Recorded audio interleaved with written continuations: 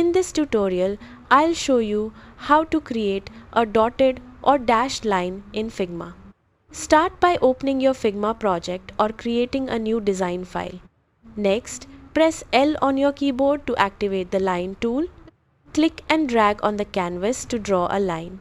Hold Shift while dragging if you want the line to be perfectly horizontal or vertical. Once the line is created, make sure it is selected. In the right-hand Properties panel, locate the Stroke section. Click the Advanced Stroke Settings icon to reveal additional stroke options. Under the Stroke Settings, change the line style from solid to dashed.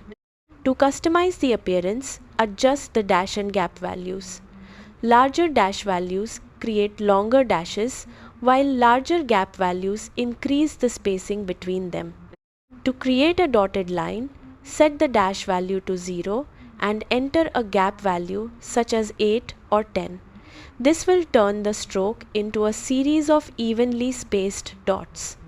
You can also adjust the stroke weight to make the dots or dashes thicker and more visible.